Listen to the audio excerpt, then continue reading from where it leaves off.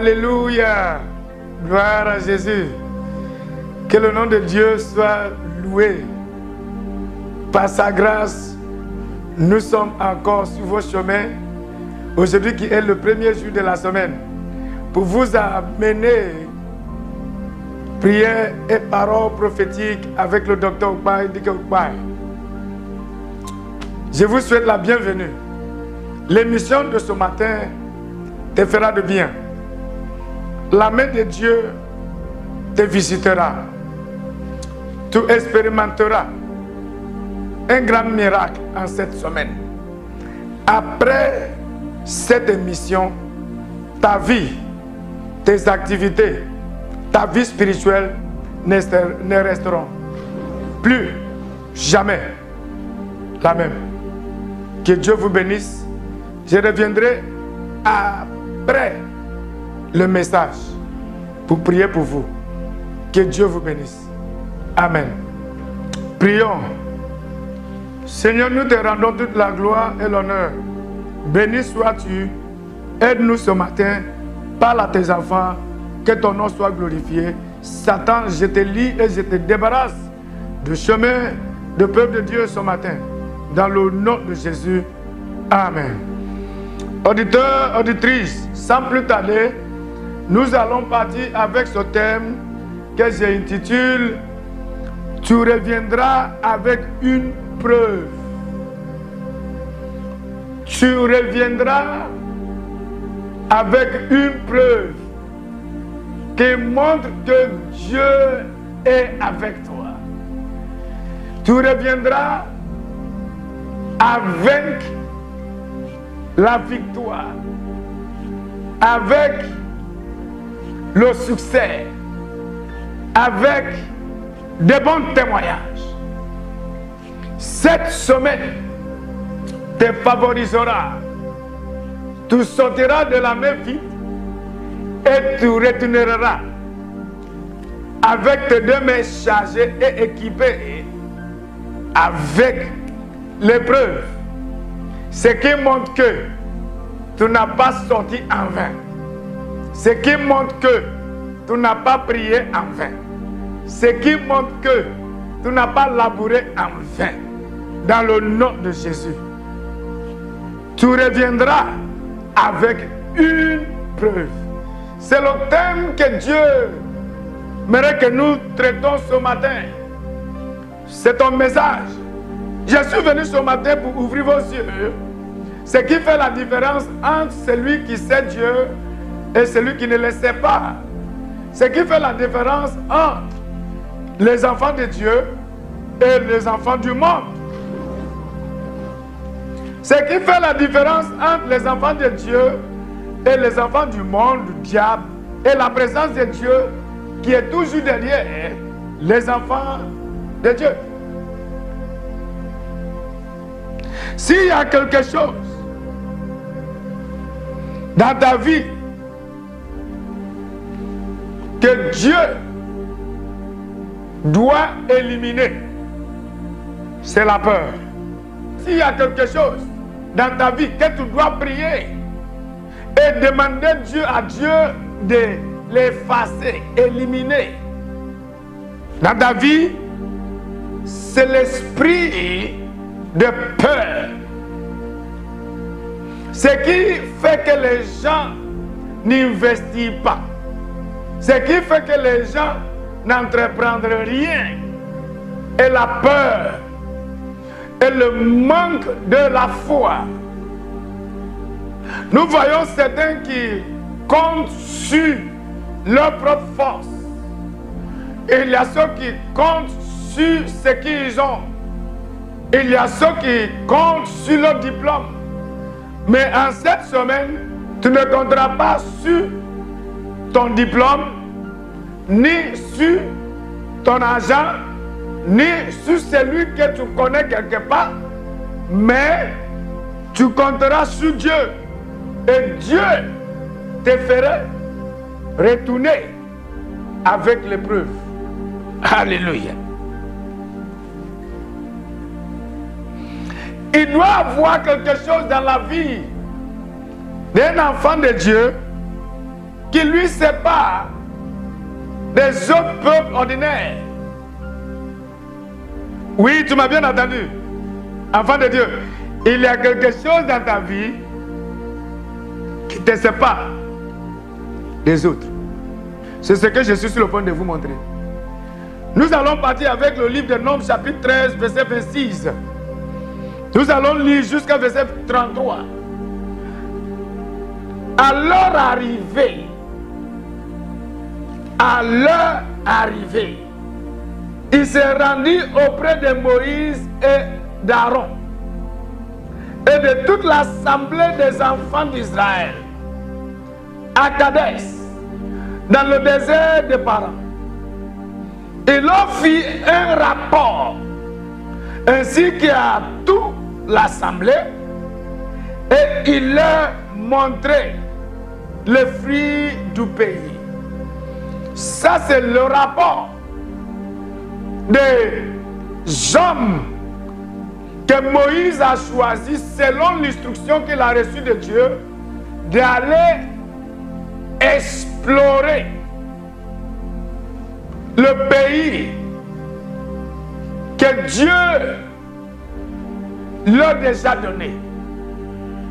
Mais ils sont venus pour donner leur rapport à Moïse et toute l'assemblée du peuple d'Israël. N'oublie pas que le nombre de personnes qui étaient envoyées était 12. Dieu leur a dit d'aller espionner ou bien explorer, visiter, parcourir le pays qu'ils vont occuper. Le pays qu'il leur a donné comme un héritage. Le temps qu'ils sont sortis de l'Égypte, qu'est-ce qu'ils ont fait? Ils ont retourné avec les fruits qui montrent que réellement, sincèrement, Dieu n'a pas menti le temps qu'il leur a dit que c'est un pays où coule le lait et le miel. Ils sont venus avec le fruit du pays. La suite, c'est quoi encore? Ils ont dit dans le verset 27. Voici ce qu'ils rencontraient à Moïse. Nous sommes allés dans le pays où tu nous as envoyés. À la vérité, c'est un pays où coule le lait et le miel. Et en voici les fruits.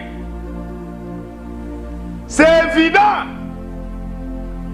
qu'il y a la prospérité dans ce pays-là.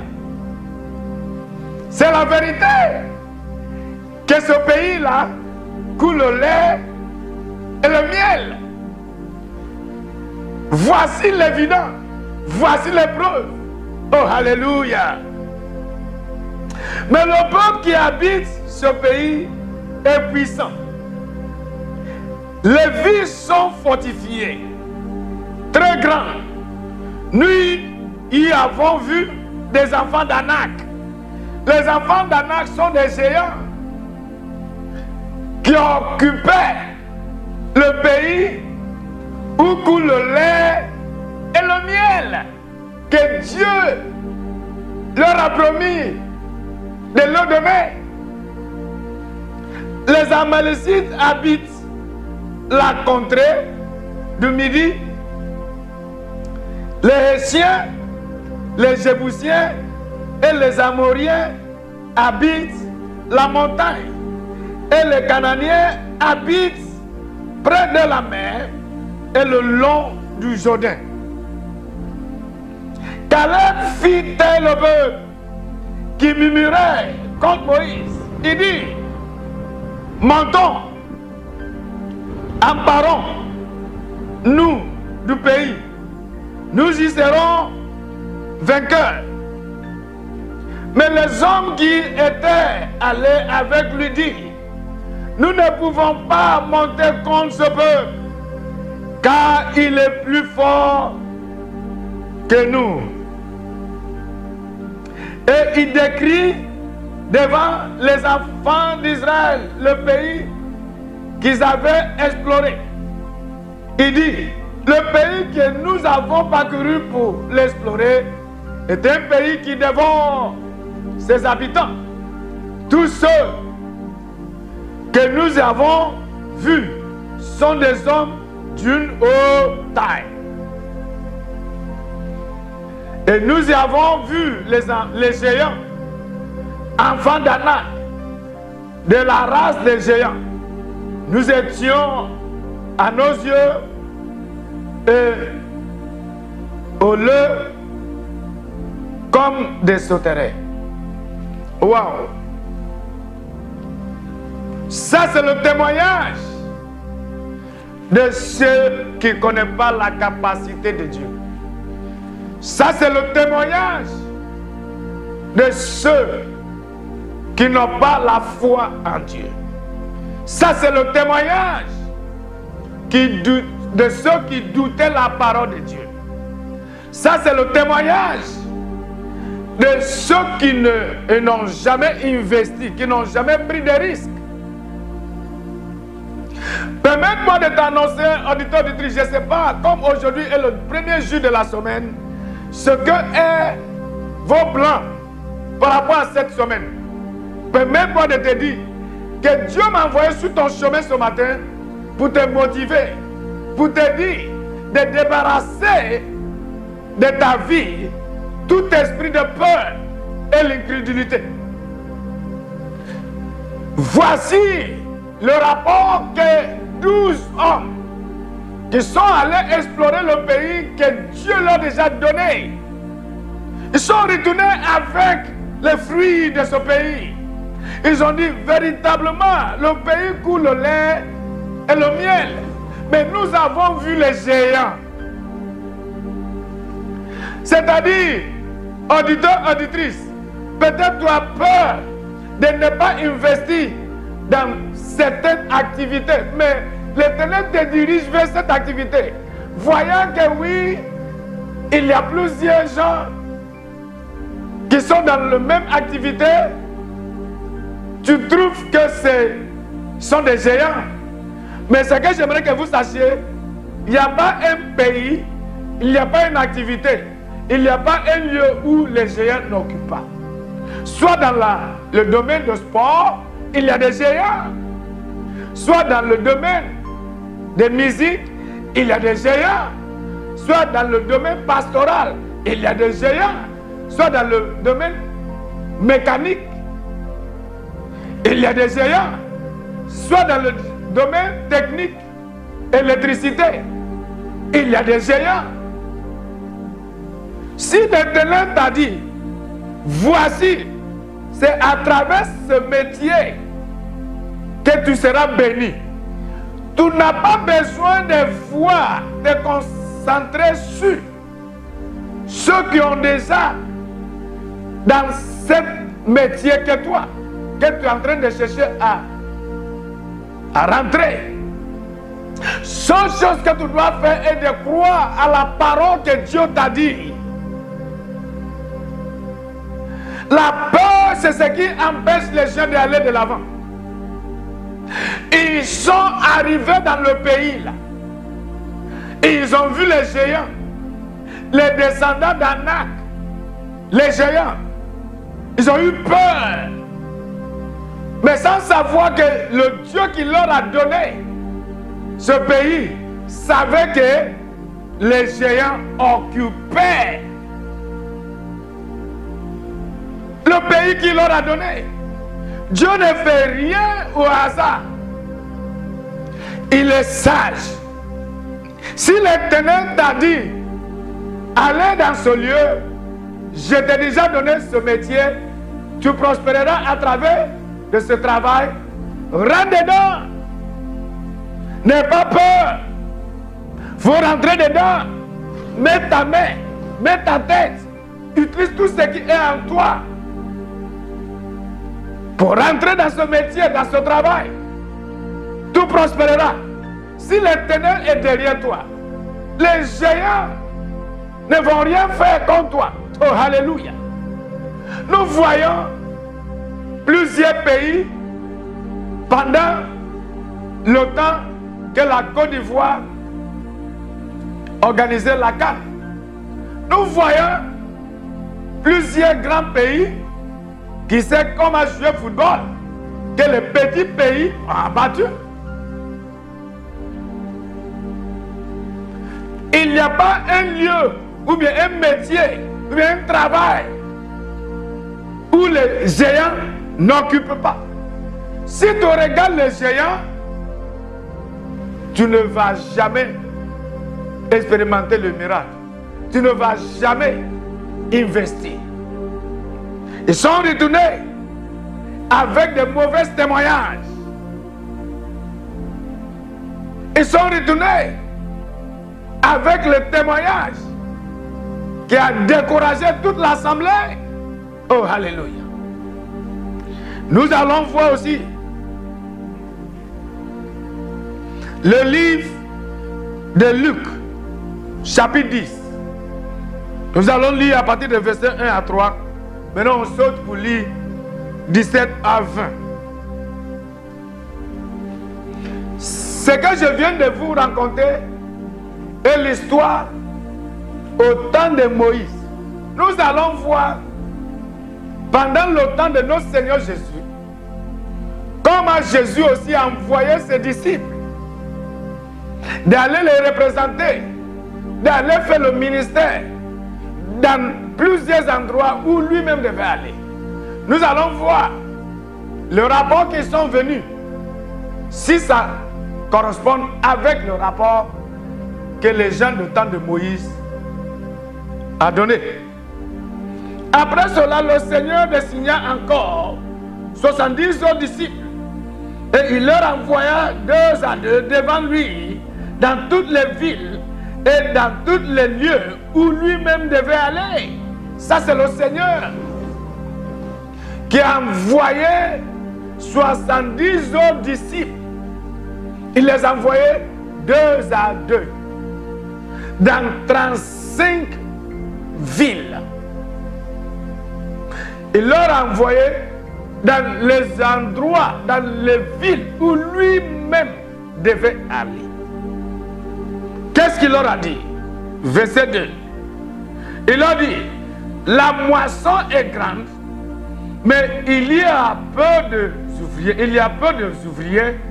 Priez donc le maître de la moisson d'envoyer des ouvriers dans sa moisson. Nous allons voir verset 3. Partez, voici, je vous envoie comme des agneaux au milieu des loups. Ça montre que dans tous les endroits où Jésus envoyait ses disciples, il leur avait dit qu'il y a des géants là-bas. Les géants dans ce sens nous parlent de difficultés.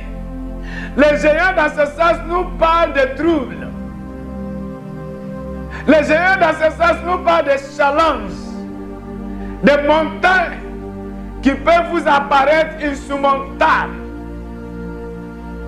Jésus a averti ses disciples de savoir,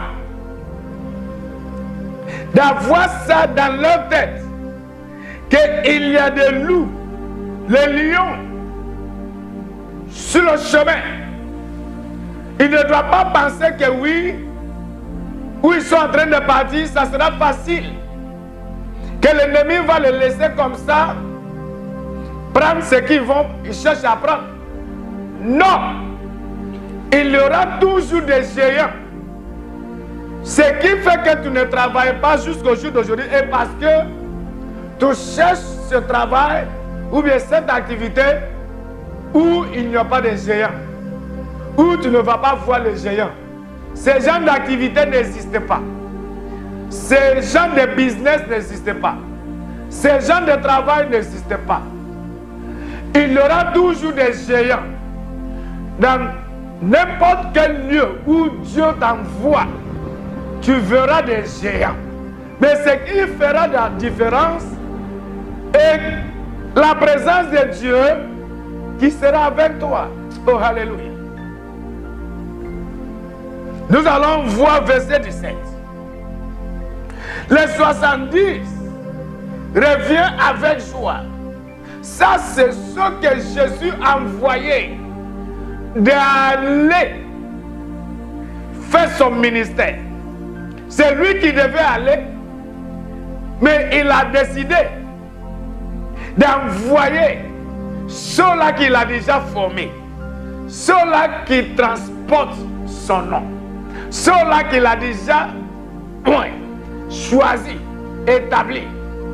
Ils sont sortis 2 à 2 pour aller jouer ballon, pour aller jouer basket, pour aller faire le travail des techniciens, pour aller réparer le frigo, climatisation, pour aller réparer des voitures, pour aller faire activité en tant que des hommes et des femmes commerçants. Ils sont allés selon l'instruction qu'ils ont reçue de leur Seigneur. Alléluia. Ils sont allés exercer leur métier dans différentes carrières. Au lieu de retourner avec plainte, comme les gens du temps de Moïse, qu'est-ce qu'ils ont fait? Les 70 reviennent avec joie, disant, Seigneur, les démons même nous sont soumis à ton nom. Jésus leur dit, je voyais Satan tomber du ciel comme un éclair.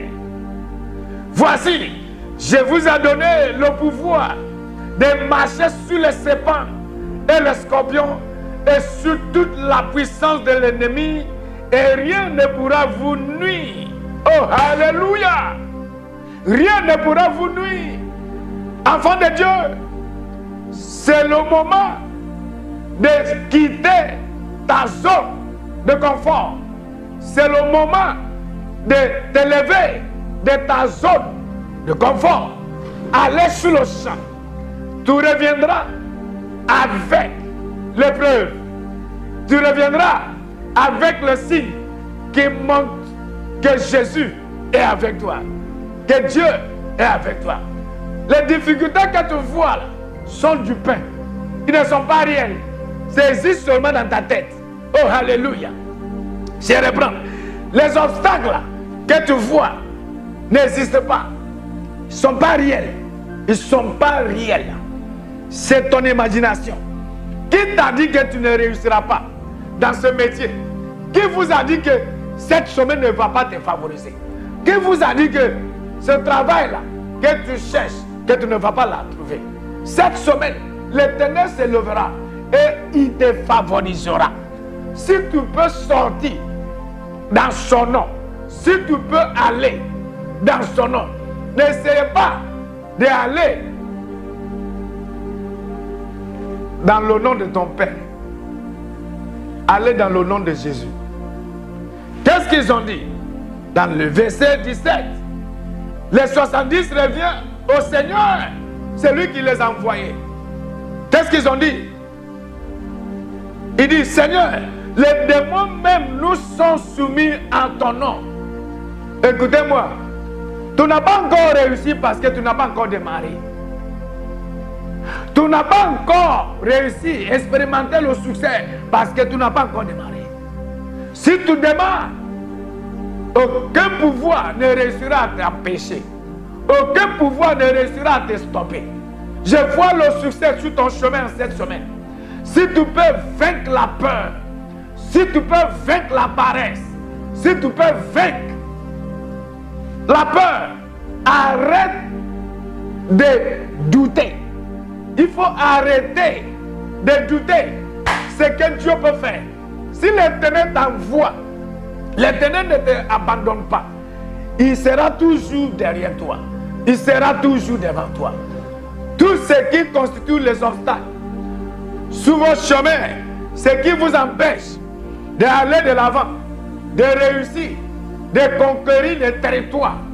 Aujourd'hui, je libère l'onction du Saint-Esprit. Et je prie pour que la main de Dieu vous saisisse dans cette semaine pour vous équiper de pouvoir et de la force la sagesse, pour que vous puissiez faire face aux géants. Et les géants tomberont devant vous à cette semaine. Je décrète le succès, je décrète la victoire dans tous les métiers, travail, carrière que vous allez entreprendre, poursuivre en cette semaine. À partir d'aujourd'hui, le succès sera vos partages. La réussite sera vos partages. Vous allez retourner, vous allez revenir avec des preuves. Tout reviendra avec une preuve. Tout reviendra avec la joie. C'est ton temps, c'est ton tout de réjouir, de célébrer, de prospérer. Que Dieu vous bénisse. Au nom du Père, du Fils et du Saint-Esprit. Amen. Waouh! Quel message! Quel enseignement! Ma prière est pour que vous soyez motivés, équipés, préparés, prêts ce matin pour aller posséder les territoires que l'Éternel vous a déjà accordés. Ce que j'aimerais que vous sachiez est qu'il n'y a pas un lieu où les géants n'occupent pas. Il n'y a pas un lieu sur la terre que les géants n'occupent pas. Il n'y a pas un travail, métier, activité que les géants n'occupent pas. Si tu regardes la taille des géants, tu n'accompliras rien sur la terre. Je libère la grâce de Dieu sur vous. Je libère la grâce de Dieu sur vous. Que la parole de Dieu que vous venez d'écouter ce matin vous dirige, vous guide, soit avec vous, œuvre dans votre vie, dans le nom de Jésus. Que vos mains prospèrent. Ce que vous devez faire est d'éliminer la crainte et la peur. La peur tourmente, la peur stagne, la peur paralyse, la peur tue prématurément. Je libère l'Esprit de Dieu contre tout esprit de peur qui vous a pris en otage. Tout reviendra avec une preuve, avec un témoignage que l'Éternel t'a accordé la victoire en cette semaine. Que l'Éternel exauce toutes vos prières dans le nom de Jésus. Amen. Suivez-moi à l'église. Aujourd'hui est le dimanche. Vous n'avez pas besoin de rester à la maison. L'église qui vous amène cette émission s'appelle le Domaine des Aigles, Église d'Excellence. Nous sommes situés à la Riviera Palmeraie, Cocody, Abidjan. Vers Rond-Point Ado, à côté du collège Le Figuier, sur la route de l'hôtel Bellecote. Par rapport à ceux qui sont tellement véhiculés, il faut taper sur Google le Domaine des Aigles. Tu ne vas pas perdre. Va t'amener jusqu'à l'église. Le culte commence de 7h et nous finissons à 11h. Que Dieu vous bénisse. Je serai tellement heureux pour vous recevoir au Domaine des Aigles. On sera ensemble sur la même chaîne, même heure, la semaine prochaine. Au revoir.